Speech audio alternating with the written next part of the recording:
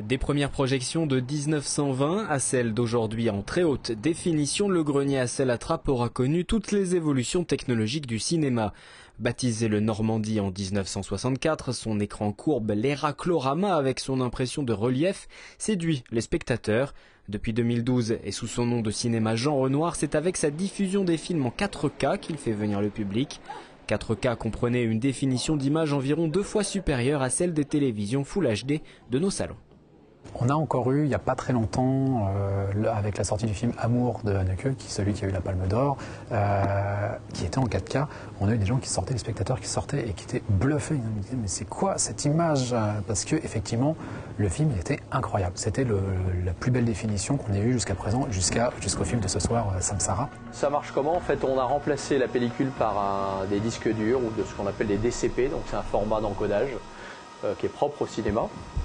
Et on va donc charger le disque dur ou le contenu directement sur le serveur, qui est l'espace de stockage de la partie projection du projecteur.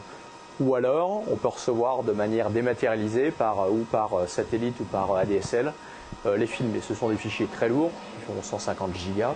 De lourds investissements ont été nécessaires, le projecteur avoisine les 60 000 €, ajoutez à cela les travaux d'électricité ou encore de ventilation et la facture monte à 100 000 €.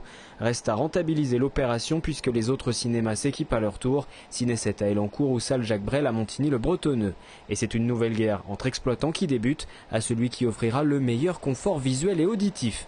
Sachez que si vous souhaitez rivaliser, il vous faudra mettre la main à la poche. Les premiers téléviseurs 4K arrivent, mais ils ne sont pas vraiment bon marché. Le premier modèle est un 84 pouces qui est aux alentours de 25 000 €, donc ce qui peut paraître vraiment excessif, effectivement, donc réservé malheureusement à certains seulement.